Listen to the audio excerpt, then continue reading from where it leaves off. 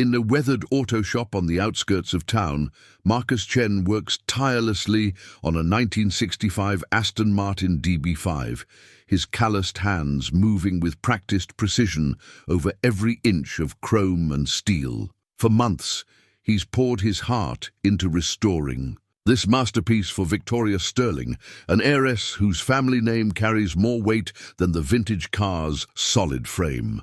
His dedication shows in the bandages wrapped around his fingers, stained with motor oil and traces of blood from countless hours of meticulous work. What he doesn't know is that tonight, as he tightens the final bolt, Victoria stands in the showroom, confessing a secret that will change both their lives forever. Could a man who values honest work over social status be the key to unlocking an heiress's guarded heart? Before we jump back in, tell us where you're tuning in from.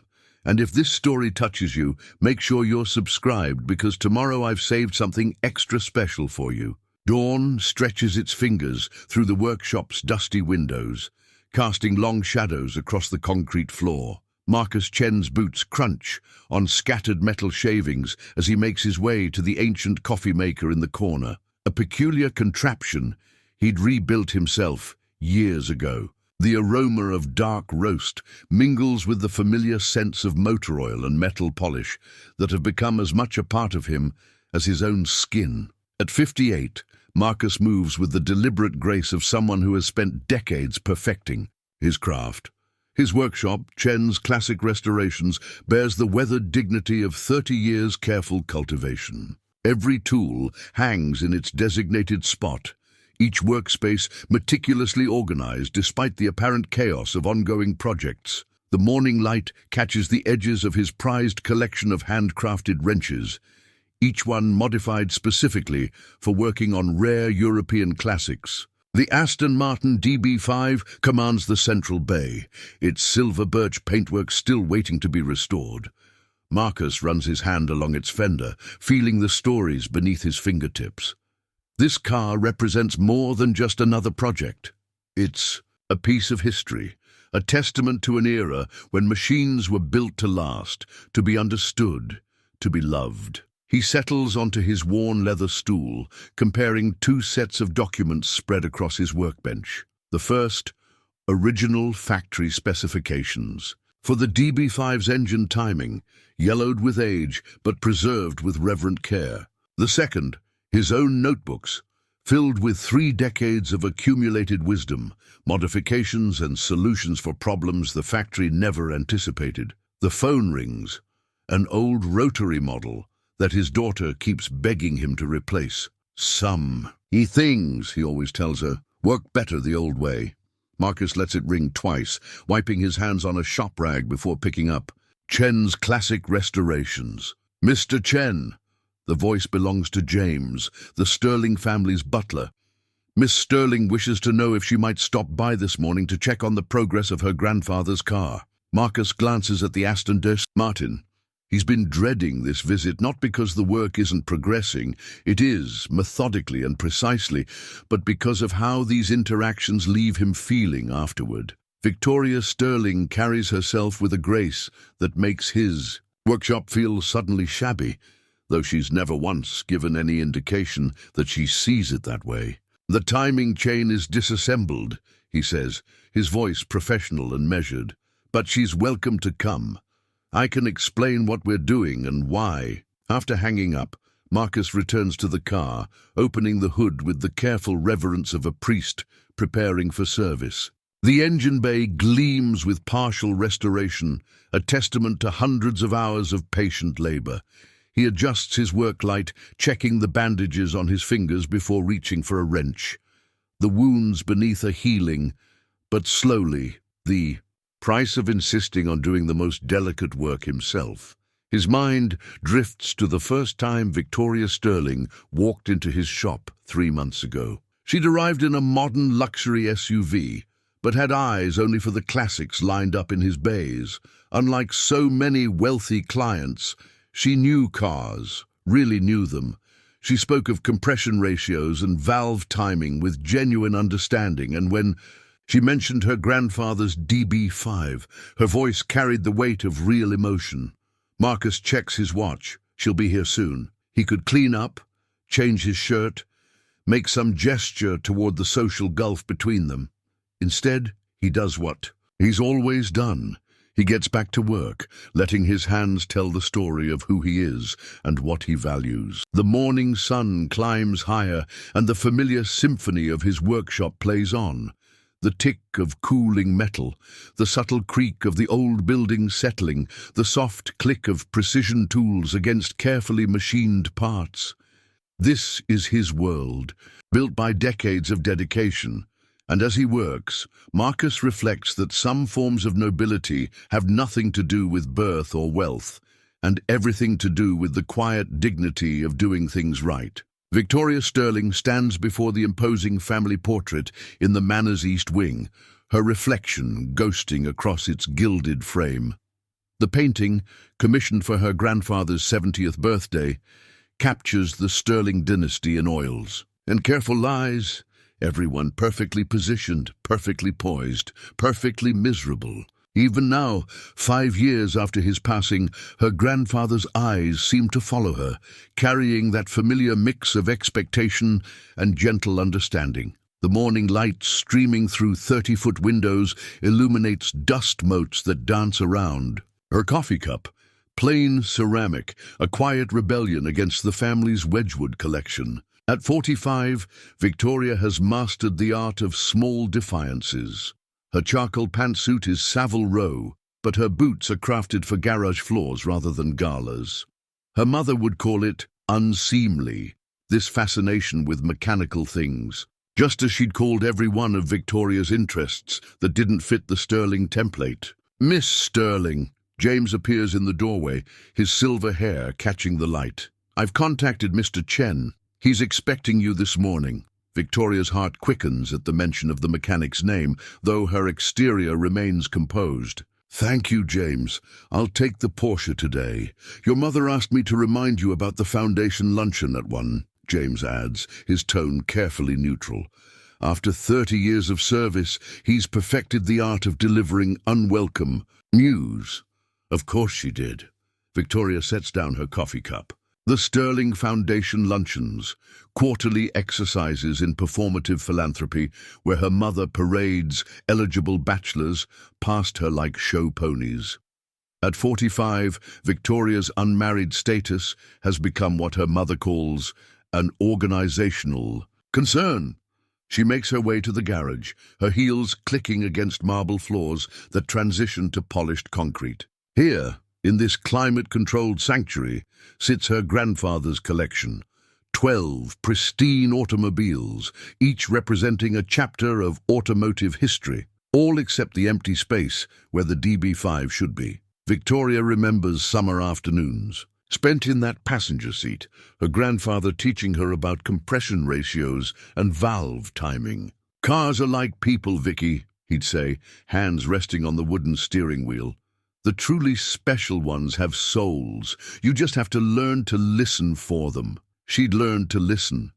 More than that, she'd learned to speak their language. In secret, she'd studied mechanical engineering through correspondence courses, hiding textbooks behind classic literature covers. Her grandfather had known, of course. He'd left her his tools in his will, German, English, and Italian sets, each meticulously maintained. Her mother had been horrified. Tools? For Victoria, the Porsche's engine purrs to life, a sound that never fails to center her. The drive to Chen's workshop takes 20 minutes. 20 minutes of freedom between the suffocating weight of Sterling Manor and the world of honest work she craves. She thinks of Marcus Chen's hands, careful and competent, treating her grandfather's car with the reverence it deserves. His quiet dignity stands in sharp contrast to the performance of, well, she's grown so tired of navigating. At a red light, Victoria catches her reflection in the rearview mirror. The confident exterior she presents to the world masks a deeper truth. At 45, she's finally ready to acknowledge that the life mapped out for her, the safe marriage, to someone of suitable breeding, The ceremonial board positions, the carefully curated social calendar, feels like a beautifully appointed prison. The light turns green, and Victoria accelerates perhaps a bit more than strictly necessary. Ahead lies Marcus's workshop, where grease and honest labor replace pretense, where value is measured in skill and dedication rather than ancestral holdings. There she can be the person her grandfather always saw in her, someone who understands that true worth lies not in what you own, but in what you can create, repair and nurture with your own hands. The Porsche's tires crunch over the gravel as Victoria pulls into Chen's classic restorations. She parks beside a weathered pickup truck, Marcus's, she assumes, and takes a moment to compose herself. Through the workshop's open bay doors, she can see him bent over the DB5's engine, his movements precise and measured. He doesn't look up, though she knows he must have heard her arrive. The workshop's atmosphere wraps around her like a familiar blanket. The mingled scents of metal and oil, the quiet ticking of cooling engines, the subtle symphony of tools against metal.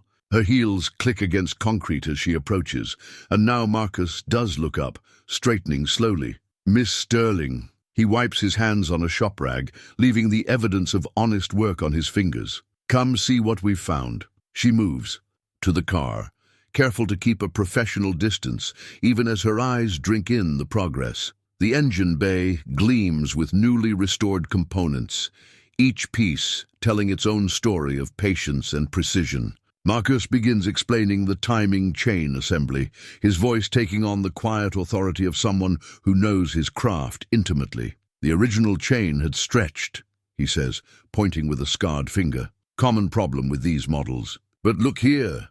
He gestures to a subtle modification. "Your grandfather had someone install a better tensioner system. Custom work, probably late 60s. Good engineering. Saved the engine a lot of wear." Victoria leans in closer, inhaling the familiar scent of mechanical things. "He never mentioned that modification. Most people wouldn't notice it." Marcus's voice carries a note of appreciation.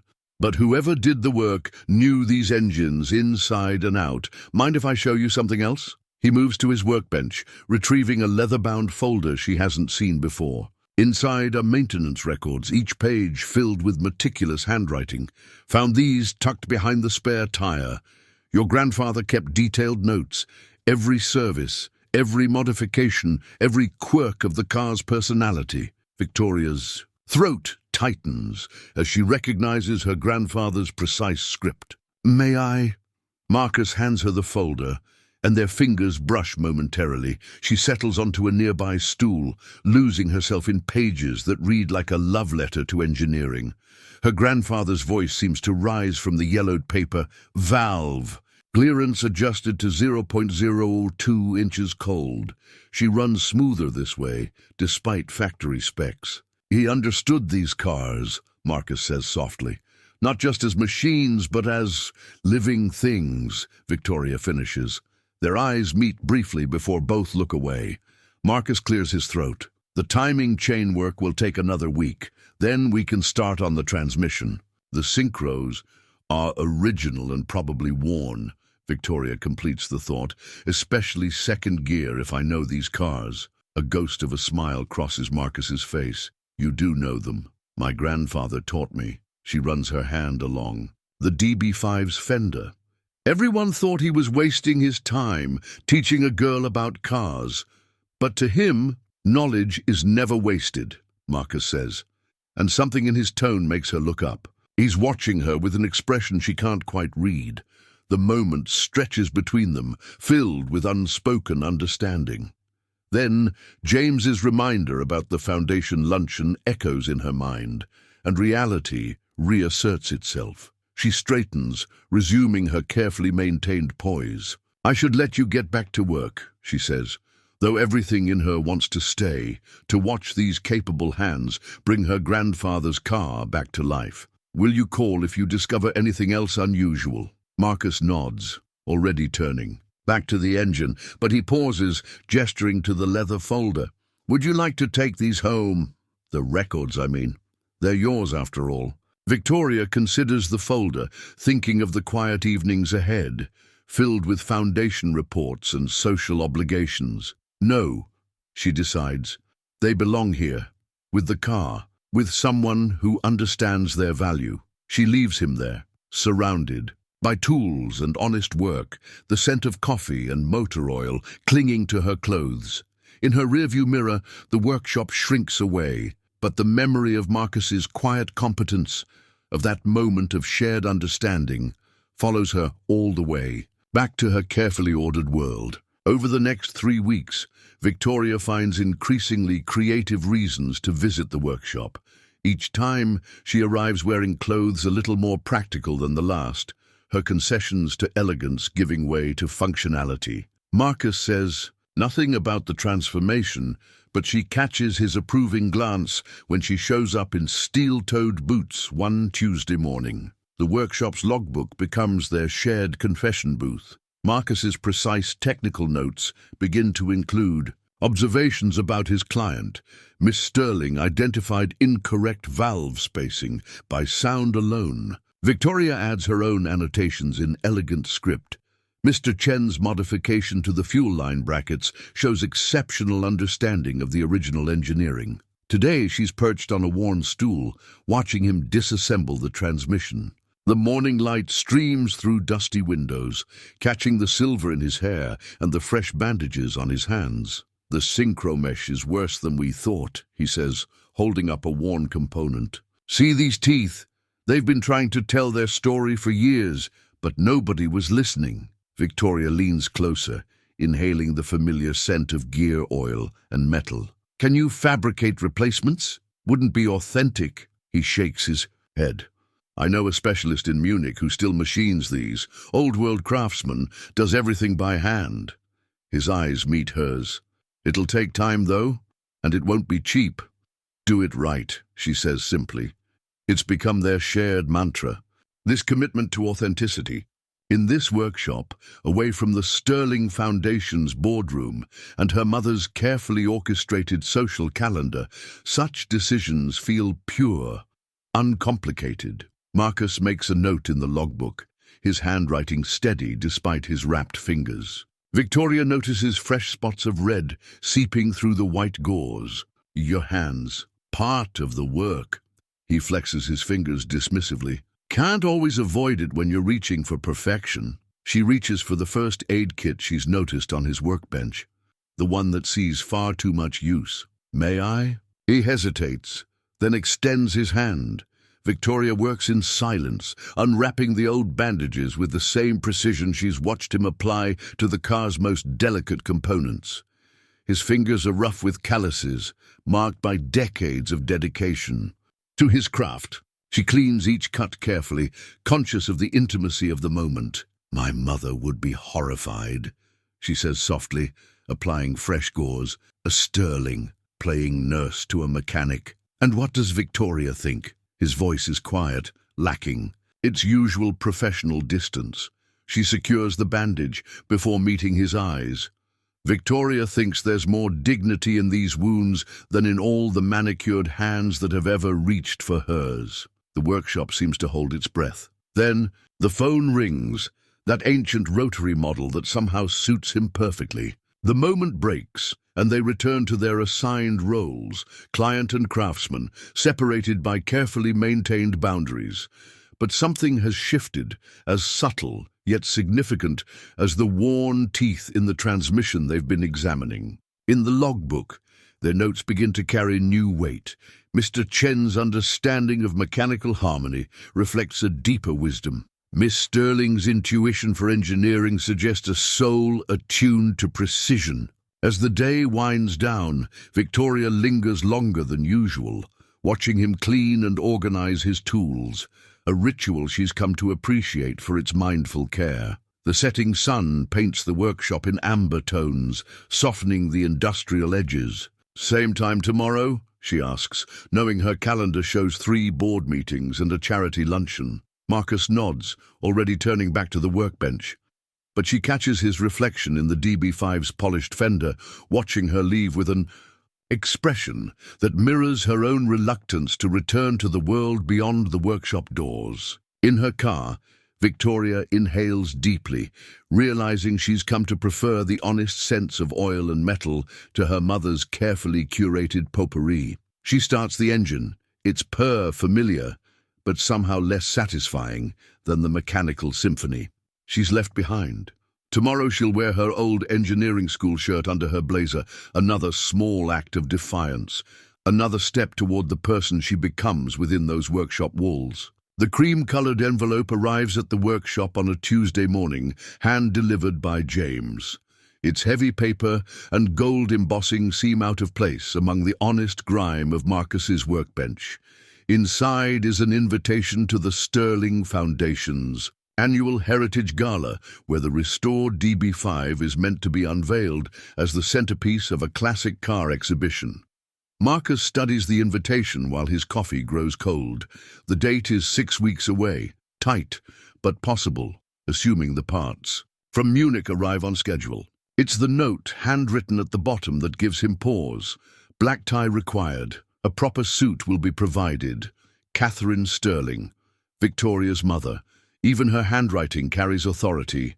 He's still holding the invitation when Victoria arrives earlier than usual. She spots it immediately, her expression clouding. I see Mother has made her move. The timeline is ambitious, he says carefully, professional distance firmly in place. The timeline isn't what concerns her.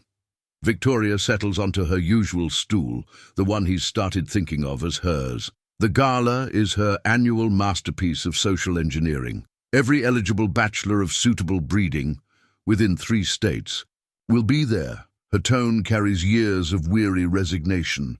Marcus focuses on adjusting a valve, his bandaged hands steady despite the strange ache in his chest. Sounds like an opportunity for networking. Sounds like a cage. Victoria runs, her hand along the DB5's fender.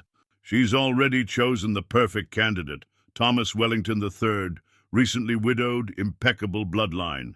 Enough old money to buy small countries. She laughs, but there's no humor in it. He collects cars too, you know. Keeps them pristine. In climate-controlled garages, never drives them, never gets his hands dirty. Marcus tightens the valve with perhaps more force than necessary. Some people see cars as investments. Some people see everything as an investment. Victoria's voice softens, including their daughters. The workshop falls quiet, except for the subtle sounds of metal on metal. Through the open bay doors, they can hear the world going about its business, a world of clear social boundaries and carefully maintained hierarchies. The drivetrain will need testing before the exhibition, Marcus says finally. Real road. Conditions, not just garage runs. Victoria's eyes light up with understanding. That would require several test drives. Extended ones. For safety, naturally. He makes a note in the logbook, keeping his tone professional. Maybe some evening runs when the roads are clear. Mother would hate that. A smile plays at the corners of her mouth. Schedule them all. The moment is broken by the sharp tap of heels on concrete. Catherine Sterling appears in the workshop doorway like an apparition from another world. Her designer suit and perfectly coiffed hair an affront to the workspace's functional beauty. Victoria, darling. Her voice carries the chill of old money. I thought I'd find you here again. She surveys the workshop with practiced disdain, gaze sliding past Marcus as if he were part of the machinery. The foundation board meeting. Started 10 minutes ago? Victoria straightens, her work clothes and oil-smudged hands a silent rebellion. I'm monitoring the restoration progress, Mother, as grandfather would have wanted. Your grandfather, Catherine says carefully, understood the importance of maintaining appropriate relationships with service providers. She turns to Marcus, acknowledging him for the first time. I trust you received the invitation, Mr. Chen. Do have your measurements sent to James. We can't have you attending in work clothes. Marcus meets her gaze steadily. The car will be ready, he says simply. See that it is. Catherine turns back to her daughter. Victoria, The car shall arrive at the gala under its own power, thoroughly tested and immaculate. After that, I expect this phase to conclude naturally." Her smile is practiced perfection. "Thomas is quite looking forward to discussing his collection with you." After they leave, Marcus returns to his work, trying to lose himself in the familiar rhythm of restoration. But the invitation seems to mock him from the workbench, its gold lettering catching the light like warning signs. Evening light filters through the workshop windows, painting everything in shades of amber and gold. Victoria sits cross-legged, on a clean shop blanket spread across the concrete floor, a grease-stained factory manual open in her lap. Her blazer hangs forgotten on a hook, her silk blouse replaced by one of Marcus's spare work shirts. "The factory manual's wrong," Marcus says, pointing to a diagram with a bandaged finger. "See how they route the oil return line? Works fine in theory, but in practice, it creates a pressure point against the frame," Victoria finishes, eyes bright with understanding. "That's why grandfather's notes mentioned a persistent leak." Marcus nods, pleased but not surprised by her quick grasp of engineering principles. Most mechanics would just replace the gaskets repeatedly, but there's a better way. He reaches for his notebook, sketching a modified routing with practiced strokes. Victoria leans closer, her shoulder brushing his, both of them too absorbed in the technical discussion to maintain their usual careful distance. "You're teaching me things that took you decades to learn," she says softly.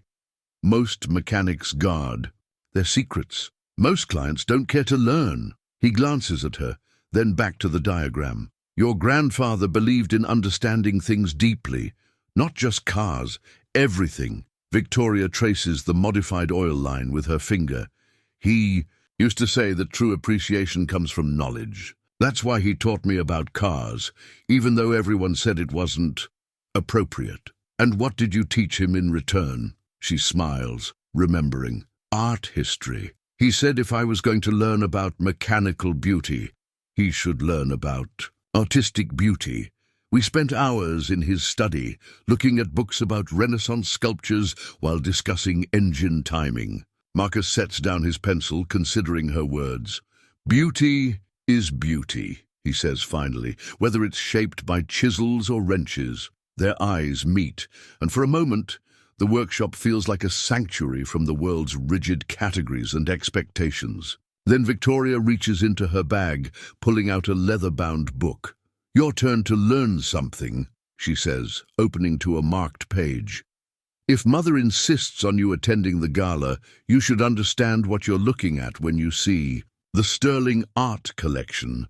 She begins explaining the significance of brush strokes and color theory with the same passion he brings to engineering. Marcus listens intently, his rough hands careful as he turns the glossy pages, asking questions that reveal a mind accustomed to understanding complex systems. "It's all about seeing the layers," Victoria explains, pointing to a detailed analysis of a master painting, "like how you taught me to diagnose engine problems by sound. Different frequencies tell different stories." "The art of paying attention," Marcus muses, and she nods, pleased by his understanding. They work late into the evening, trading knowledge like secrets. Victoria learns about the subtle music of different metal alloys under stress, while Marcus discovers the language of light and shadow in classical paintings. The workshop's logbook fills with unusual notes, mechanical principles alongside art references, technical diagrams next to sketches of famous sculptures. When Victoria finally stands to leave, she pauses by the DB5. "Mother thinks she's punishing you with this gala invitation," she says, running her hand along the car's curved fender. "But she doesn't understand that knowledge is never a burden." Marcus watches her gather her things, noting how naturally she moves through his world now. "The other guests," he says carefully, "they'll know I don't belong in their circle. You understand beauty, craft, and dedication." Victoria's voice is firm. "You belong anywhere such things are valued." She smiles, a hint of mischief in her eyes. "Besides, you'll know more about the paintings in the Sterling Gallery than most of them now." After she leaves, Marcus sits with the art book she forgot, or perhaps deliberately left, on his workbench. His bandaged hands look out of place against its elegant cover, but when he opens it, he sees notes in Victoria's handwriting along the margins, pointing out connections between artistic principles and engineering concepts. Two worlds meeting on the same page. He carefully places the book beside his technical manuals, where it looks both completely wrong and absolutely right. Like so many things lately, it defies easy categorization. Catherine Sterling waits in her study, a room designed to intimidate with old-money elegance. Morning light reflects off the antique desk, where a small velvet box rests. Inside, her mother's engagement ring, 6 carats of Sterling family history. "You're spending an unseemly amount of time at that garage," she says as Victoria enters. The board is beginning to talk. Victoria remains standing, refusing the offered seat. At 45, she's long past the age where her mother's disapproval could make her feel small. The board can talk all they want. Grandfather's car deserves proper attention. The car. Catherine's laugh is precise, practiced. "Darling, we both know this isn't about the car." She opens the ring box with manicured fingers. "Thomas asked about you again at the club yesterday. He's being quite patient, considering." "I'm not interested in Thomas's patience." Victoria's voice is steady, though her hands clench slightly. "Or his classic car collection that he treats like museum pieces." "No, you prefer spending time with a mechanic who can't even afford to replace that antiquated phone in his workshop." Catherine closes the ring box with a sharp snap. "Your grandfather's eccentricities were charming because he had the Sterling name to protect him. You don't have that luxury. What I have is his trust, his understanding that value isn't measured by account balances." "Value?" Catherine rises, moving to the window overlooking their manicured gardens. "That man has you using mechanics terminology now. Next you'll be suggesting we invite him to dinner." Victoria thinks of Marcus's hands, careful and competent, teaching her the language of engines, of conversations that range from engineering to art history, each word weighted with genuine interest rather than social requirement. "He has more authentic wisdom than anyone at your charity luncheons. Wisdom won't maintain the Sterling Foundation or your position on the board." Catherine turns, her expression softening to something almost pitying. "Darling, you're 45. This romantic notion of the noble working class needs to end." "It's not a notion, Mother, it's—" Victoria stops herself, realizing any defense will only confirm her mother's suspicions. "It's what?" Catherine's voice could freeze champagne. "Don't tell me you're developing feelings for the help." "He's not the help. He's a master craftsman who wraps his bleeding hands in gauze because he can't afford proper tools." Catherine returns to her desk, running one finger along the ring box. "I've been patient, Victoria. I've allowed this fascination with cars and mechanics because I thought it would pass. But you're a Sterling. It's time to remember what that means." Victoria looks at the ring box, thinking of Marcus's workshop, where value is measured in precision and dedication, rather than carats and bloodlines. "I know exactly what being a Sterling means. Grandfather taught me." "Your grandfather is dead." Catherine's words fall like hammer blows. "And with him went the luxury of these working-class fantasies. Thomas will be at the gala. He's prepared to make an announcement, with or without your prior agreement. You can't force me to marry him." "No." Catherine opens a drawer, removing a folder. "But I can replace you on the board. Your grandfather's legacy, the charitable works you've championed, all of it can be reassigned. After all, a woman who spends her days in a garage clearly isn't suited for such responsibilities."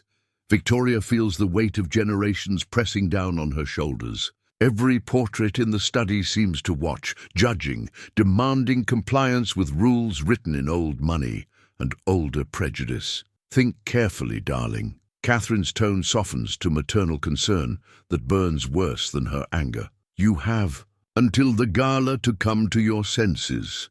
After that," she gestures to the folder, letting the threat hang unspoken. Victoria leaves the study, her steps echoing through halls lined with sterling ancestors. She passes the space where her grandfather's portrait used to hang, removed because he insisted on being painted in his driving gloves rather than formal attire. In her suite, she finds a garment bag laid across her bed.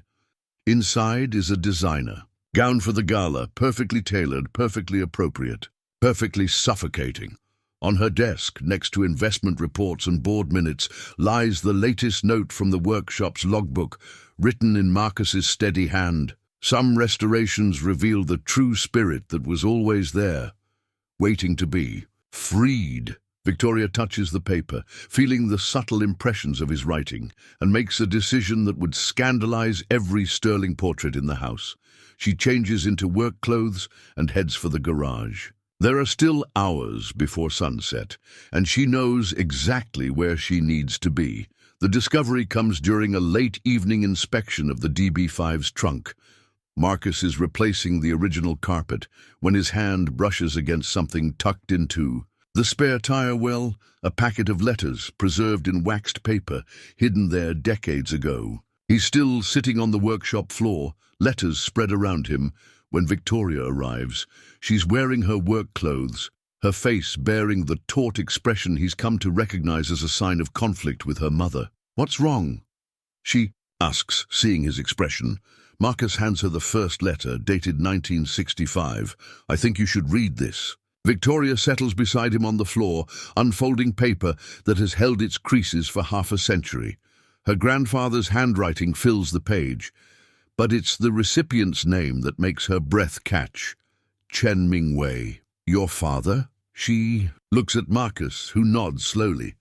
"The best mechanic in Hong Kong at the time," he says softly. "He specialized in European sports cars." Victoria begins reading aloud. "My dear Mingwei, the DB5 has arrived safely in London. Your modifications to the suspension are, as always, pure genius. More than that, your understanding of what makes these machines special goes beyond mere engineering." She moves through the letters chronologically, her voice growing softer as the story unfolds. The correspondence spans years, two men from different worlds, bound by their love of cars and craft. Her grandfather, writing about more than just mechanical details, sharing his hopes for his granddaughter, who showed such promise with engines. Mingwei, responding with technical insights and gentle wisdom about letting children find their own path. "He knew," Victoria whispers. "Grandfather knew about my engineering studies. He was encouraging them through your father all along." Marcus picks up another letter, this one from 1972. "Your grandfather helped my father establish his first workshop in America, gave him contacts, vouched for his expertise with collectors. Why didn't you tell me? I didn't know. Not until now." He hands her a final letter, dated just months before her grandfather's death. "This one's addressed to me." Victoria unfolds it carefully. The handwriting is shakier, but still distinct. "Dear Marcus, I write this knowing my time is short. The DB5 will pass to my granddaughter Victoria, but it will need restoration. When that day comes, it must be you who does the work. Not because you're Mingwei's son, though he taught you well, but because you understand what these machines truly are. Bridges between worlds, between people who see beauty in precision and possibility in restoration." Her voice falters. Marcus continues. "Victoria has her mother's strength, but her heart is like mine, happiest among tools and engines, finding truth in things that must be earned through dedication. When the time comes, help her restore more than just the car, help her restore faith in the path she's chosen." Silence fills the workshop as the weight of the revelation settles around them. Victoria looks at the DB5, seeing it with new eyes, not just her grandfather's car, but a carefully crafted connection reaching across decades and social boundaries. "All these hours in the workshop," she says finally, "the way you've taught me, encouraged me to learn. You were fulfilling his request?" Marcus meets her gaze steadily. "At first, but then it became about watching you light up when you mastered a new technique, about seeing how naturally you understand these machines. About, he stops, careful of boundaries that suddenly feel as thin as the old paper between them. Victoria looks down at the letters, physical proof that someone had seen her true self all along, had planned for her happiness with the same precision he'd applied to engineering. "Mother wants me to marry Thomas Wellington," she says suddenly. "She's threatening my position at the foundation if I don't agree." Marcus absorbs this, his face unreadable. "And what do you want?" "I want," Victoria runs her fingers over her grandfather's signature, drawing strength from his words. "I want to be in a world where dedication matters more than dividends, where grease under fingernails isn't a character flaw, where," she meets his eyes, "where hearts can be restored." As carefully as engines, the workshop holds its breath. Outside, the world continues its familiar rhythm, unaware that inside these walls, decades-old plans and present-day emotions are meshing like perfectly engineered gears. Marcus carefully gathers the letters, placing them in his father's old toolbox, the same one he'd used on this very car decades ago. "Sometimes," he says quietly, "restoration reveals things that were meant to be all along." The morning newspaper lands on Marcus's workbench with a soft thud. James delivers it personally, his usual professional demeanor tinged with concern. The Society page headline reads, "Sterling Heiress's hands-on approach to car restoration." Raises eyebrows.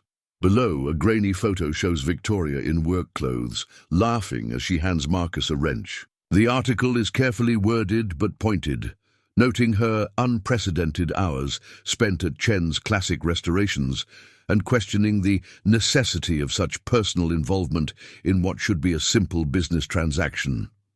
Marcus reads it twice, his coffee growing cold beside him. The paper manages to say nothing explicit while implying everything, right down to a casual mention of Thomas Wellington's recent widowerhood and his long-standing appreciation of the Sterling family's contribution to society. The workshop phone rings, that ancient rotary model that's witnessed so many conversations. This time, it's Victoria. "I assume you've seen it," she says without preamble. "James just brought it." He pauses, choosing his words carefully. "Your mother's work?" Her friend owns the paper. Victoria's voice is tight with controlled anger. "But that's just the opening move. The foundation board meets this afternoon. Emergency session." Marcus looks at the DB5, now nearly restored. In the morning light, it seems to hold all the weight of their combined history. "What do you need me to do?" "I need—" She stops, and he can hear voices in the background. "I have to go. Mother's here. Just don't read tomorrow's paper." The line goes dead. Marcus spends the morning working on the car's electrical system, trying to lose himself in the precise patterns of wires and connections. But his mind keeps returning to the photograph, to the unguarded moment of joy it captured. Joy that now seems dangerous, threatening to unravel two lives carefully built around different kinds of expectations. Around noon, a sleek modern Mercedes pulls up outside. Thomas Wellington emerges, every inch the polished aristocrat in his bespoke suit. He studies the workshop with the detached interest of someone examining a quaint cultural exhibit. "Mr. Chen." His voice carries the cultured tones of old money. "I hoped we might have a word." Marcus wipes his hands, noting the contrast between his shop rag and Thomas's silk pocket square. "About the article?" "About appropriate boundaries." Thomas runs a manicured finger along the DB5's fender. "I have a rather extensive collection myself, you know, all maintained by an excellent service team who understand their place in the natural order of things." "Victoria understands cars," Marcus says quietly. "She has a genuine gift for engineering." "Yes, well, these little hobbies can be charming in their way." Thomas's smile doesn't reach his eyes. "But she's a Sterling. After we're married, she'll have more suitable pursuits to occupy her time." The presumption in his tone makes Marcus's bandaged hands clench slightly. "Have you asked what she wants?" "What she wants," Thomas laughs softly. "My good man, surely you don't imagine—" He pauses, studying Marcus with new calculation. "Ah, I see the problem now. He reaches into his jacket, withdraws a checkbook. Name your price. Excuse me? To complete the restoration quickly and without these unnecessary tutorials. To remember your place. He writes a number, tears out the check. I'm told you're having some financial difficulties. Equipment upgrades needed, loans to repay. This should help you return to a more professional distance. Marcus looks at the check, then at the DB5. In its reflection, he sees Victoria bending over the engine, her face lit with understanding as she grasps a complex mechanical principle. He sees her grandfather's letters, carrying decades of carefully laid plans. He sees his father's legacy of craft and dignity. Mr. Wellington, he says quietly, there's something you should understand about restoration. Oh? It's not about returning things to their original state. It's about revealing their true nature. He hands the check back. Some things can't be bought. Some restorations can't be rushed. Thomas's polite mask slips for just a moment, revealing something harder beneath. Don't be foolish, Mr. Chen. The natural order will assert itself. Victoria will do what's expected of her. The only question is whether you'll profit from the inevitable or... He lets the threat hang unfinished. After he leaves, Marcus returns to the car, to the careful work of restoration. But now each component seems weighted with choice and consequence. In the polished chrome, he catches his reflection. A man with bandaged hands, presuming to reach. Across worlds, the workshop phone rings again.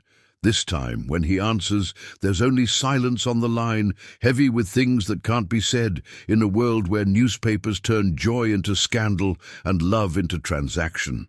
The incomplete repair. Invoice sits on Marcus's workbench, Victoria's name at the top, a reminder of what's missing. It's been 2 weeks since the newspaper article, since Thomas Wellington's visit. 2 weeks of silence broken only by formal messages delivered through James, each one more businesslike than the last. The workshop feels different now, larger, emptier despite being filled with the same tools and machines. The stool where Victoria used to sit has been pushed against the wall, gathering dust. Even the DB5 seems to sense the absence, its chrome less brilliant without her appreciation. Marcus works longer hours, his bandaged hands moving with mechanical precision through tasks that once felt like shared discoveries. The logbook entries have become purely technical again. Adjusted valve clearance to factory specifications. Replaced secondary fuel filter. Tested electrical systems. Gone are the observations about engineering intuition. The subtle acknowledgements of growing understanding. Gone is the joy of teaching, of watching someone grasp the soul of a machine. The phone rings, that faithful rotary model that now seems to mock him with its silence between calls. It's James, his voice carrying its usual formal tone but with an undercurrent of sympathy. Mr. Chen, I've been instructed to inform you that Miss Sterling will be unavailable for consultation until after the gala. All further communications should be directed through the Foundation's office. Marcus acknowledges this with a quiet, understood. But before James can hang up, he asks, how is she? A pause, heavy with unspoken understanding. Miss Sterling has been appointed to 3 additional Foundation committees. Her mother feels these responsibilities will help her focus on more appropriate pursuits. Translation. Catherine Sterling is keeping her daughter too busy to breathe, let alone visit a workshop on the wrong side of town. After hanging up, Marcus pulls out his father's old toolbox, now containing both his most precious tools and Victoria's grandfather's letters. He rereads the final one, words he's memorized but needs to see again. Help her restore faith in the path she's chosen. How can he help when every path seems blocked by walls of social expectation and family duty? The days blur together, marked only by the steady progress on the car and the growing stack of society pages that James quietly delivers each morning. Each one carries news of Victoria's increased social obligations, charity luncheons, board meetings, carefully orchestrated appearances with Thomas Wellington at cultural events. In the latest photo, she's wearing the kind of elegant outfit that would never know workshop grease. but Marcus sees what others might miss. The slight tension in her smile, the way her hands are clasped as if missing a wrench or diagnostic tool. He works on the DB5 with renewed purpose, understanding now that its restoration has become something more than a mechanical process. Each component he perfects, each system he brings back to life, feels like a message encoded in engineering. Precision. Some things are worth fighting for. Some connections can't be severed by social pressure or family expectations. Late one evening, as he's adjusting the headlamps, he hears gravel crunching outside. But it's not Victoria's Porsche. It's her grandfather's oldest friend, retired. Judge Harrison, who occasionally brings him rare parts for vintage restorations.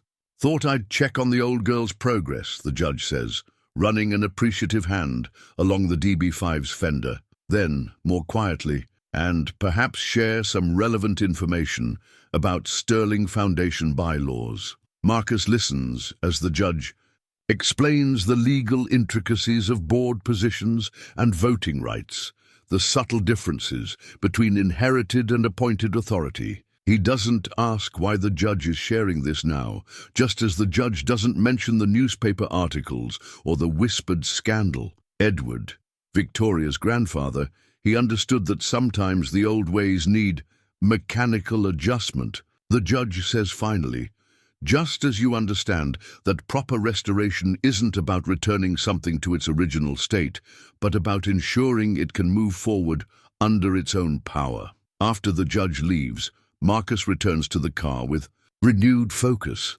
The gala is 3 weeks away. Every component must be perfect, every system tested and true. Not because Thomas Wellington and Catherine Sterling will be judging his work, but because somewhere in this masterpiece of engineering, Victoria's grandfather had hidden a message about power and independence that took 2 generations to decode. He makes a final entry in the logbook for the day. Some restorations require faith in what others can't yet see. Some engines run on hope as much as fuel. Victoria sits in her grandfather's study, now officially a historical room in Sterling Manor, surrounded by leather-bound books and the lingering scent of pipe tobacco. Judge Harrison stands by the window, holding a document that's turned her world sideways. "Your mother never read the full will," he says, his voice gentle. "She saw the main provisions, the house, the foundation shares, the public bequests, and assumed that was all. But Edward was always more thorough in his planning." Victoria takes the document with trembling hands. It's a codicil to her grandfather's will, sealed until specific conditions were met. Why now? The conditions were precise, to be opened. When the DB5's restoration was nearly complete, and when you had demonstrated, in your grandfather's words, the courage to value craft over class. She reads slowly, each paragraph revealing a new layer of her grandfather's foresight. The Sterling Foundation's voting structure, it seems, was far more complex than her mother understood. While Catherine controls the public face, the real power, the super-voting shares, were placed in a special trust. "He left them to me," Victoria's voice catches. "To you and one other trustee." Harrison hands her another document. Someone he believed would understand the true value of things. The name on the trust document makes her heart stop. Chen Ming-wei, with succession, writes to his son, Marcus. The Foundation's core mission was never about maintaining social hierarchies, Harrison explains. Edward believed in preserving and celebrating craft, in supporting those who maintain the knowledge of how things work, how to make them whole.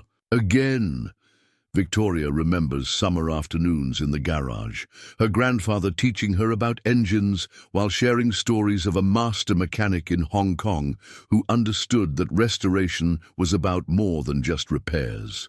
"All this time," she whispers, "he was building something larger than we knew." Edward and Ming Wei shared a vision, Harrison says. They believed that true nobility lies in the ability to create, to restore, to understand deeply. The Foundation was meant to bridge worlds, not reinforce their boundaries. The judge pulls out one final document, a letter in her grandfather's handwriting, dated just days before his death. "My dearest Victoria," she reads aloud, "if you're reading this, you've found your way to the truth of things, just as I always knew you would. The Foundation's real purpose is to support those who work with their hands and their hearts, who understand that value isn't in the possession of beautiful things, but in the knowledge of how to keep them alive." She has to stop, emotions threatening to overwhelm her carefully maintained composure. Harrison continues for her. "The DB5 was always more than just a car. It's the physical embodiment of a philosophy, that barriers between worlds can be broken down by shared appreciation for craft and dedication. Mingwei's son Marcus carries his father's gift, the ability to see the soul in machines. Together, you and he can guide the Foundation toward its true purpose." Victoria moves to the window, looking out at the manicured gardens her mother takes such pride in. "She'll fight this. The board cannot override the trust structure. Your grandfather made sure of that." Harrison's voice carries quiet satisfaction. "The gala might be an excellent time to announce the Foundation's renewed commitment to its original mission." "Mother's planned for Thomas to announce our engagement at the gala." Victoria turns back to the room, to the evidence of her grandfather's long game. "She's already leaked it to the papers." "Ah, yes." Harrison's eyes twinkle. "But I believe there's another announcement that will carry more legal weight. The trust activation precedes any other Foundation business." Victoria looks down at the documents, physical proof that someone had seen her clearly enough to build an escape route into the very structure of her gilded cage. She thinks of Marcus in his workshop, hands bandaged, working to restore more than just a car. Of all the moments they've shared, learning each other's worlds, breaking down barriers neither of them knew were already designed to fall. "The DB5, she says suddenly. "It's not just grandfather's car, is it? It's the key to everything." Harrison nods. "Edward and Mingwei chose it specifically. A masterpiece of engineering that required regular maintenance, ensuring their children would have to work together. They knew that true understanding comes through shared work, through getting your hands dirty." Victoria gathers the documents, her mind already racing ahead to the gala. "I need to see Marcus," she says. "There's restoration work still to be done." "Indeed there is," Harrison agrees, watching her transformation from dutiful daughter to her grandfather's true heir. And not just on the car. Victoria writes her resignation letter at her grandfather's desk, using his old fountain pen, the one he'd used to sign the documents that would eventually set her free. The heavy cream paper bears the sterling Foundation letterhead, but the words she crafts are entirely her own. "Dear Mother," she begins, then stops, crossing it out. "To the Board of Directors of the Sterling Foundation," she writes instead. Each word feels like both an ending and a beginning. The morning sun streams through leaded glass windows, catching the dust motes that dance above the polished desk. From somewhere in the manor, she can hear her mother's voice directing preparations for tomorrow's gala. Catherine Sterling's carefully orchestrated evening, planned to crown her daughter's submission to tradition, will instead witness something entirely different. Victoria glances at the trust documents spread beside her letter. Her grandfather and Mingwei had built a masterpiece of legal engineering as precise as any mechanical system. Like the DB5's restoration, every component had its purpose, waiting for the right moment to function in harmony. The phone on the desk rings. Her private line. She answers, knowing who it must be. "The car's ready," Marcus says without preamble. His voice carries the quiet certainty she's come to rely on. Every system tested, every component restored. "Like the Foundation will be," she responds, hearing his slight intake of breath at the cryptic comment. "Marcus, there's something you need to know before tomorrow, something our fathers planned together." "I can come to—" he starts, but she cuts him off. "No, not here. I'm coming to the workshop." She glances at her mother's garden party in full swing below. "I need to be somewhere real while I explain this." The drive to Chen's classic restorations gives her time to reflect on the weight of legacy, not the kind measured in trust funds and family names, but the deeper inheritance of values and vision. Her grandfather and Ming Wei had seen beyond their time, beyond social boundaries, to plant seeds that would take decades to flower. Marcus is waiting when she pulls up, his bandaged hands stained with the honest work of final adjustments to the DB5. She hands him the trust documents wordlessly, watching as understanding dawns in his eyes. "They planned all of this," he says, finally. "The restoration, the timing, they knew their children better than we knew ourselves." Victoria runs her hand along the DB5's perfect flank. "This car isn't just a vehicle for transportation, it's a vehicle for transformation." Marcus studies the papers, his expression thoughtful. The Foundation's original mission, supporting craft and dedication over social status. It's everything my father believed in, everything he taught me, everything I believe in too. Victoria takes out her resignation letter. "I've written 2 versions. The first resigns my current position but accepts the trust's authority. The second..." She pulls out another sheet. "The second walks away from everything." Marcus looks at her sharply. "You'd give up the Foundation? If accepting the trust means losing..." She stops, gathering courage. "Losing what matters most." The workshop falls quiet, except for the subtle ticking of the cooling DB5 engine. Through the open bay doors, the setting sun paints everything in shades of possibility. Marcus sets the trust documents on his workbench next to his father's old "Our toolbox." "Your grandfather wrote that some restorations reveal the true nature of things," he says carefully. "Maybe this is about restoring the Foundation to what it was meant to be, about restoring ourselves to who we're meant to be." Victoria moves closer, close enough to smell engine oil and honest work. "And who are we meant to be, Marcus?" He meets, her eyes, all pretense of professional distance, finally falling away. "Partners," he says simply, "in craft, in purpose, in everything if you want that." She thinks of Thomas Wellington's climate-controlled garages, of her mother's carefully curated social circle, of all the pristine, untouchable things that fill her world. Then she looks at Marcus's bandaged hands, at the perfectly restored DB5, at the life she could build, combining the best of both their worlds. Victoria takes her resignation letter, the first version, and places it carefully in the leather-bound folder with the trust documents.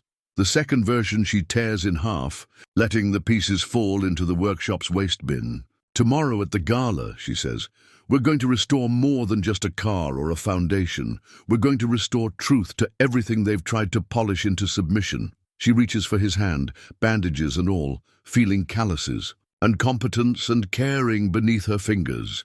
Some decisions, once made, feel like coming home to a place you never knew you were looking for. The Sterling Foundation's annual Heritage Gala transforms the manor's grounds into a gleaming showcase of wealth and tradition. Vintage cars line the circular drive, their chrome catching the evening light like jewelry, but the space of honor remains empty, waiting for the DB5's grand entrance. Victoria stands at her bedroom window, watching guests arrive in their finest evening wear. The society page announcement sits on her vanity. "Wellington Sterling engagement expected at tonight's gala." Her mother had it framed. A knock at the door. "He's here," James announces quietly. Not Thomas Wellington, arriving in his customary Rolls-Royce. Marcus Chen, in the tailored tuxedo her grandfather's trust had specified decades ago, waiting by the DB5 at the service entrance. Victoria descends the back stairs, her evening gown, whispering against the steps. She chose silver birch for the color, the same shade as the DB5's restored paint. When she emerges into the evening air, Marcus's intake of breath is audible. "The car's not the only stunning restoration tonight," he says softly. Before she can respond, Catherine Sterling's voice cuts through the twilight. "Victoria, what are you doing at the service entrance? Thomas is waiting to escort you through the main hall." Her mother approaches rapidly, elegant in black silk, that seems to absorb light rather than reflect it. She stops short at the sight of Marcus in his tuxedo, her practiced smile faltering. "Mr. Chen, the service staff entrance is around the corner." Her voice could freeze champagne. He's not service. Staff mother. Victoria moves to stand beside Marcus. He's co-trustee of the foundation. Catherine's laugh is precise, practiced. Darling, the heat must be affecting you. Now come along. Thomas is about to announce nothing. Victoria hands her mother the trust documents. Thomas will be announcing nothing tonight. Marcus and I will be presenting the foundation's recommitment to its original mission. Colour drains from Catherine's face as she scans the papers. This is absurd. The board's approval isn't required. Judge Harrison emerges from the shadows, his timing perfect. The trust structure is quite clear and quite legal. You knew about this? Catherine's composure cracks slightly. All this time, while I've been trying to secure Victoria's future, you've been trying to secure your vision of my future, Victoria corrects gently. But grandfather had a different vision, one that values craft over class, dedication over dividends. Craft? Dedication? Catherine spits the words like poison. Is that what you call this? This infatuation with a mechanic? What would your grandfather say about throwing away everything we've built? Why don't we ask him? Marcus's quiet voice cuts through the tension. He reaches into his tuxedo jacket, withdrawing a letter. Your father-in-law left this with mine, to be opened tonight. Victoria recognizes the handwriting immediately. She reads aloud. My dearest Catherine, if you're reading this, then Victoria has found her way to the truth I always hoped she'd discover. The truth about value, about worth, about the dignity of work that demands both head and hands. She continues reading as twilight deepens around them. Her grandfather's words paint a picture of a foundation dedicated to preserving craftsmanship, to bridging social divides through shared appreciation of excellence. With each sentence, Catherine's rigid posture softens slightly. He never told. Me? She whispers finally. He tried. Victoria's voice is gentle now. All those afternoons in the garage, he was trying to show us both. We just couldn't see it then. From the front of the house comes the sound of orchestral music. The gala is beginning. Guests will be wondering about the missing DB5, about the absent guest of honor. You have a choice, Mother. Fight us, and these documents become public record. In court, support us, and you help shape the foundation's new direction. Victoria holds out her hand. Help me restore more than just appearances. Catherine looks from her daughter to Marcus, seeing perhaps for the first time not a grease-stained mechanic, but a master craftsman in evening wear. She sees the DB5 gleaming with perfection that only dedication can achieve. Most importantly, she sees her daughter standing straight and sure, no longer fitting the mold she'd tried to impose. The orchestra starts another piece. Soon the guests will need explanation, direction, purpose. Catherine Sterling has spent a lifetime managing perceptions, maintaining appearances. Perhaps, Victoria thinks, watching emotions play across her. Mother's carefully maintained facade. It's time for her to restore something real. Thomas Wellington's voice carries from the front drive. Catherine, Victoria, the guests are asking about the car. Catherine squares her shoulders, and Victoria holds her breath, waiting to see which path her mother will choose. The familiar pattern of power and pretense, or the harder road of authentic change. Catherine Sterling stands motionless in the gathering dusk, her daughter's words hanging in the air between them. Thomas Wellington's voice calls again from the front drive. More insistent now, the orchestra's music drifts around them like a soundtrack to this pivotal moment. Victoria watches her mother's face, seeing for the first time the subtle signs of strain beneath the perfect makeup, the slight tightness around her eyes, the barely visible tremor in her perfectly manicured hands as she holds her father-in-law's letter. All these years, Catherine says finally, her voice barely above a whisper, I thought I was preserving his legacy. I never understood what that legacy truly was. She looks at the DB5, its silver birch paint glowing in the evening light. Then at Marcus, whose quiet dignity in his grandfather's tuxedo speaks louder than any social pretense. Finally, at her daughter, standing tall in her matching silver gown, every inch her grandfather's heir. The Foundation's original mission, Catherine continues, something shifting behind her eyes. It wasn't about maintaining barriers, was it? It was about breaking them down through excellence, through understanding, Victoria corrects gently, through respecting the work itself, whatever form it takes. The sound of footsteps on gravel announces Thomas Wellington's approach. Catherine straightens, and for a moment Victoria fears her mother will revert to type, will choose the familiar path of power and position. Instead, Catherine does something none of them expect. She laughs, a real laugh, nothing like her usual. Practice social trill. "Edward, you impossible man," she says to the evening air. "You're still teaching me, aren't you?"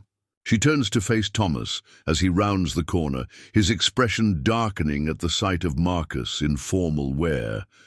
Before he can speak, Catherine raises her hand in a gesture that brooks no argument. "Thomas, dear, I'm afraid there's been a change of plans."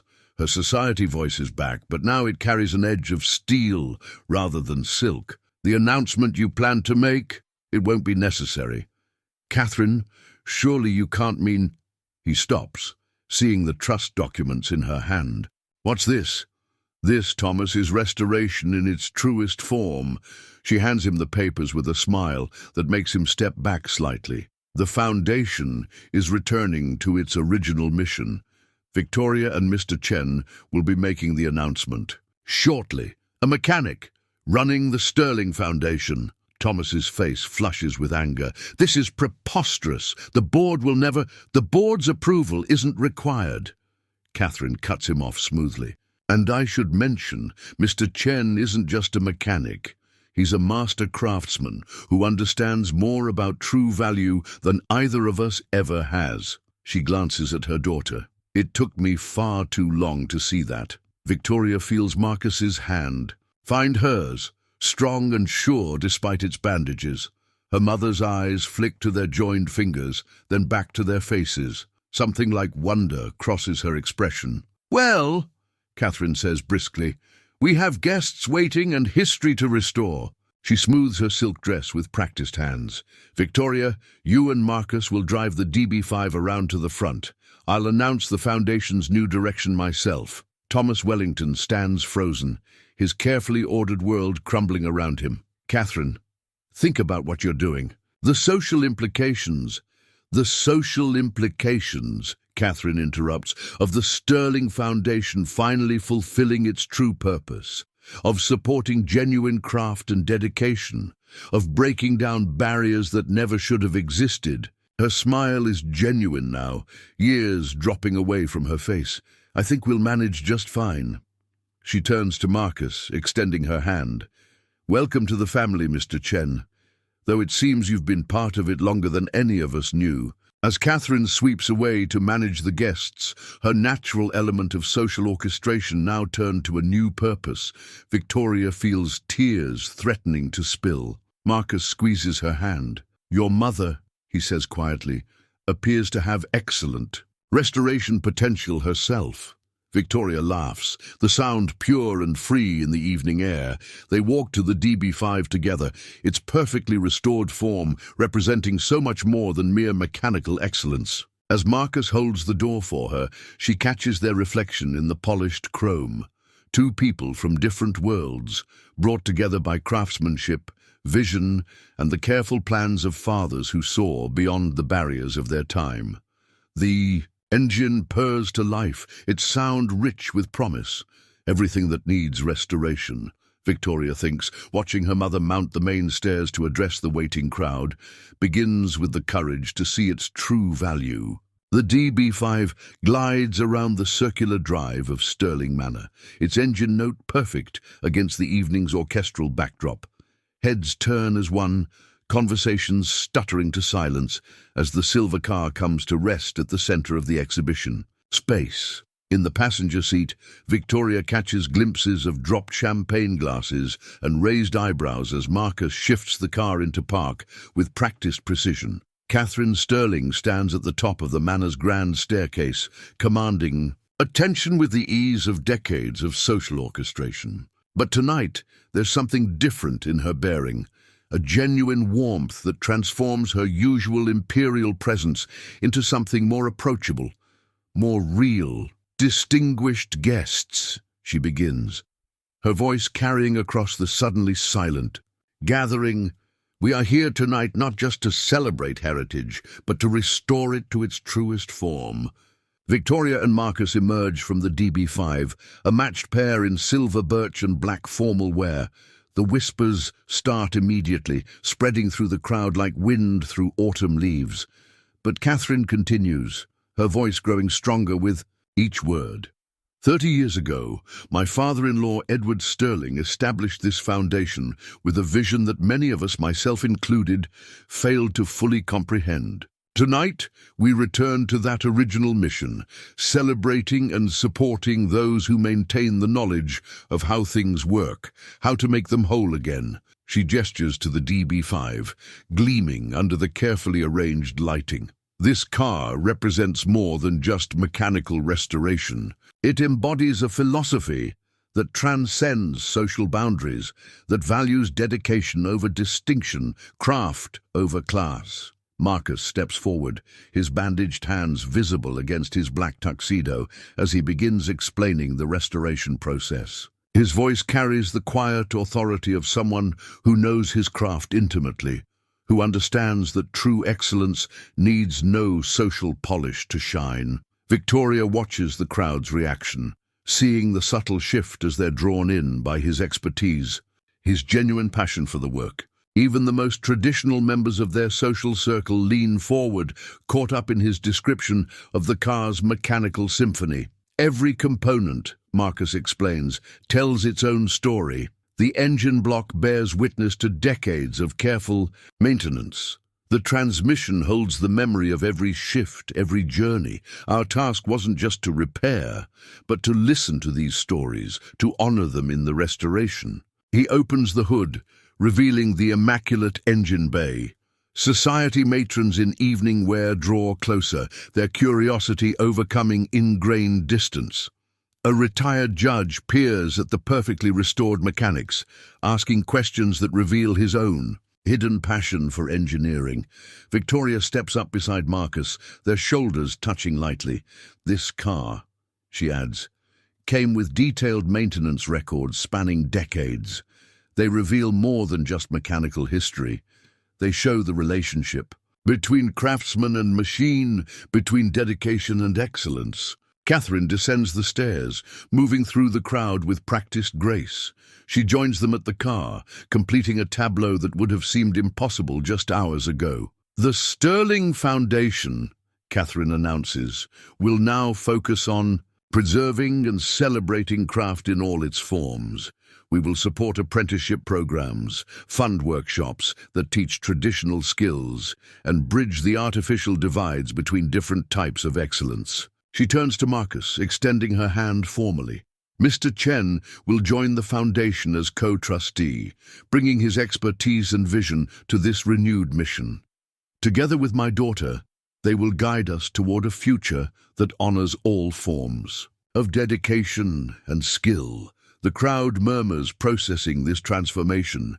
Victoria sees Thomas Wellington slip away toward the valet station, his carefully planned evening in ruins. But others step forward. A renowned architect who admits to spending weekends woodworking, a corporate CEO who restores vintage motorcycles in secret. As the evening progresses, the traditional barriers begin to blur. Wealthy collectors engage in passionate discussions with master craftsmen about the soul of mechanical things. Society women who've never thought about what makes their world listen intently to explanations of engineering principles.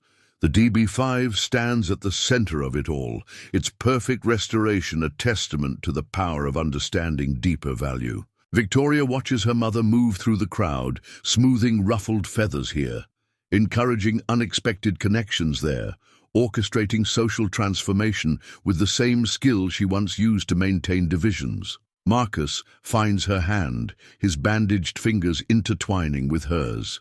Above them, The stars emerge in the evening sky, witnessing a different kind of restoration, one that reaches far beyond chrome and steel to touch the connections between people, between worlds, between ways of seeing value in all its forms. Dawn breaks over Chen's classic restorations, painting the workshop in shades of promise.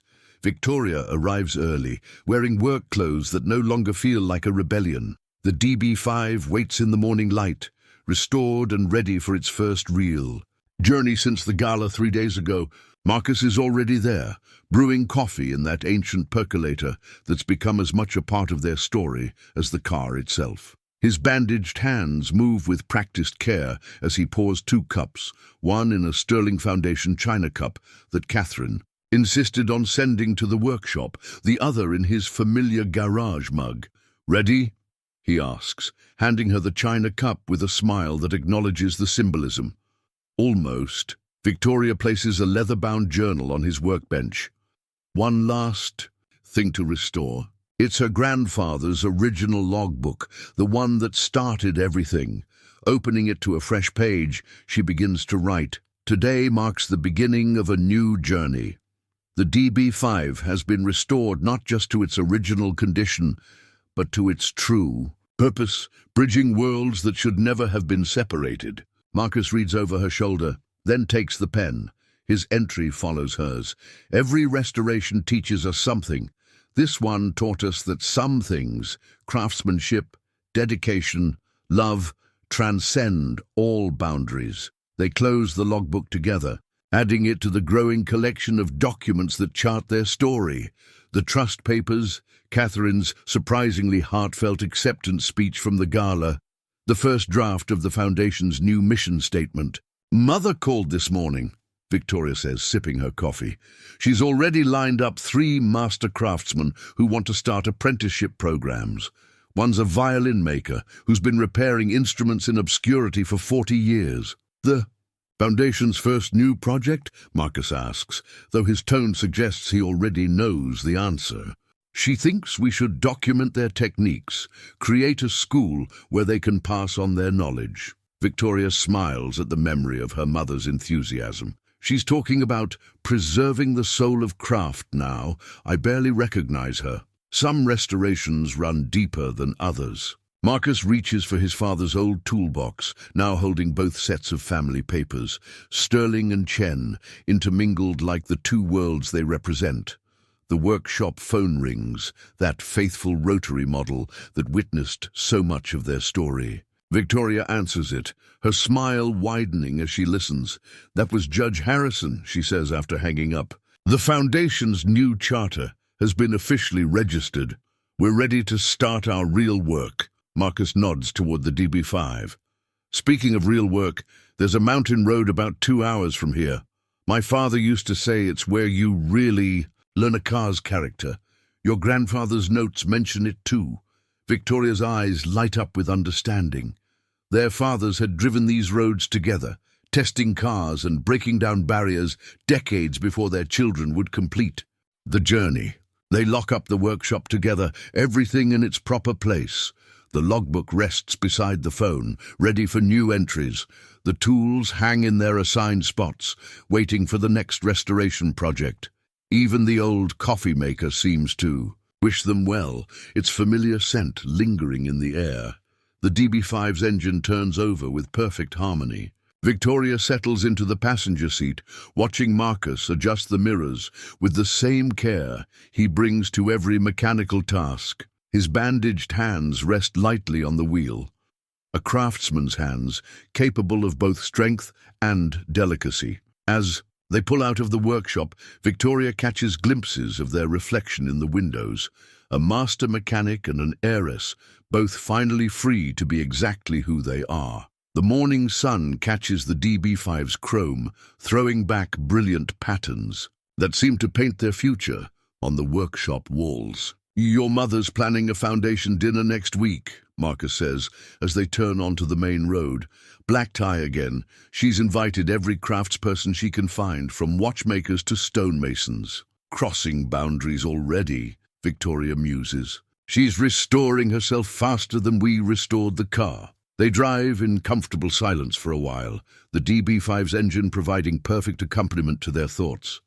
The city falls away behind them, and the road begins to climb into hills that seem to offer infinite possibility. "You know," Marcus says finally, "your grandfather wrote something in those letters we found about how some journeys are actually returns, coming back to truths that were always waiting to be discovered." Victoria reaches for his hand, feeling the rough bandages against her skin. "Then let's discover them together," she says, as the DB5 carries them toward tomorrow. 1 year later, the workshop still smells of coffee and motor oil, but subtle changes mark the passage of time. The old rotary phone now sits beside a sleek computer terminal, where apprentices document restoration techniques for the Foundation's archives. Victoria's engineering books share shelf space with Marcus's technical manuals, their spines worn from frequent use.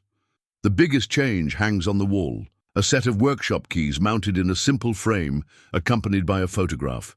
In it, Edward, Sterling and Chen Ming-Wei stand before a younger version of the DB5, their faces bright with shared vision.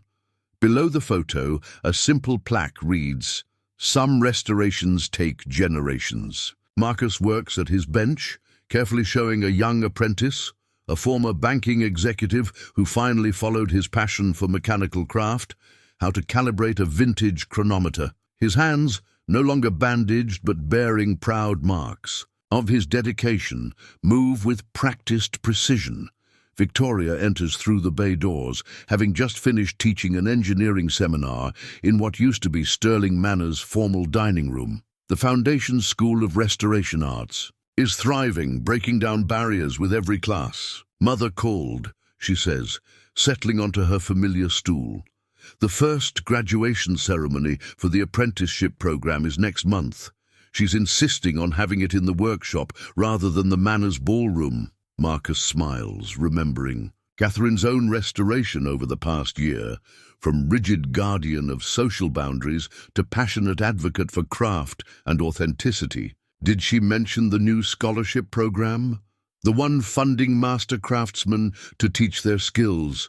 It's already oversubscribed. Victoria reaches for the logbook, no longer just a record of mechanical repairs, but a chronicle of transformations, both physical and spiritual. She's finally understanding what grandfather and your father knew all along. The DB5 rests in its usual spot, still perfect, but no longer untouchable. Now it serves as both teaching tool and testament, helping new generations understand that true value lies in the dedication to craft, in the willingness to restore not just machines, but connections between people and possibilities. Marcus closes his tool chest, the one that once held secret letters and now holds future hopes. In its shadow lies the truth they've both come to understand, that some kinds of restoration work never really end. It simply evolves, passing from one generation to the next, bridging worlds and breaking down barriers with every careful adjustment, every loving repair. Outside, the sun sets on another day of honest work and shared purpose. Through the workshop windows, its light catches the DB5's chrome, throwing back reflections of all that was, all that is, and all that's yet to be restored. Victoria and Marcus stand together in this place that's become their shared kingdom of craft and care. Their hands find each other naturally now, his roughened by dedication, hers marked by willing work. In the gathering dusk, they are no longer mechanic and heiress, but simply two people who understood that the most important restorations begin in the heart. The workshop keys gleam in their frame, a quiet reminder that some doors, once opened, can never truly be closed again. And in the gentle evening air, the spirit of craft and love hums on, as eternal and true as a perfectly restored engine.